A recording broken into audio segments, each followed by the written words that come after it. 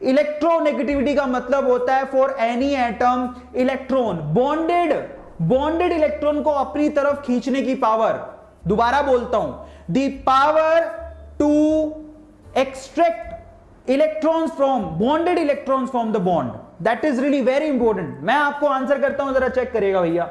Electronegativity का मतलब समझिए कि लेट अस सपोज ये ए एक एटम है और ये एक बी है दूसरा एटम, और मैं कहता हूं ऑब्वियसली इनके बीच में कोवेलेंट बॉन्ड बना हुआ है, तो पक्का यहां पे 2 इलेक्ट्रॉन्स होंगे।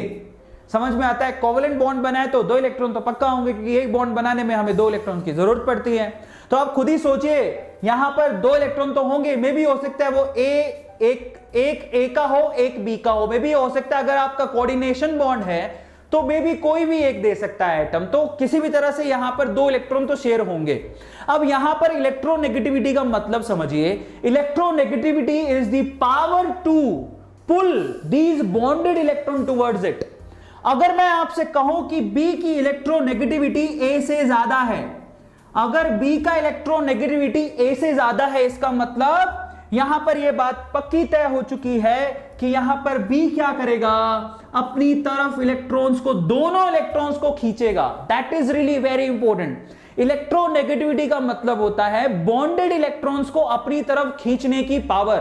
दोबारा सब लोग ध्यान से समझिए, वेद ने कहा कोऑर्डिनेशन बॉन्ड क्या होता है। कोऑर्डिनेशन बॉन्ड का मतलब यह होता है कि यहां पर ये जो बॉन्ड बना है उसमें मान लीजिए ए ने दोनों इलेक्ट्रॉन दिए हैं, तो उसको कोऑर्डिनेशन बॉन्ड कहते हैं। उस बॉन्ड को बनाने में ए और बी की साझेदारी नहीं है, सिर्फ ए ने दोनों इलेक्ट्रॉन प्रोवाइड किए हैं, तो उसको हम लोग कोऑर्डिनेशन बॉन्ड कहते हैं। और इन दैट केस अगर बॉन्डेड इलेक्ट्रॉन को अपनी तरफ खींचने की पावर जिसकी ज्यादा होगी, that is called electronegativity. In that case मैं आपको बोल रहा हूं कि बोरॉन, यहां पर बोरॉन नहीं, बी की इलेक्ट्रोनेगेटिविटी ए से ज्यादा है, तो इसका मतलब उसकी इलेक्ट्रॉन्स को खींचने की पावर ज्यादा है। क्लियर हो गया? उसको हम लोग इलेक्ट्रोनेगेटिविटी कहते हैं।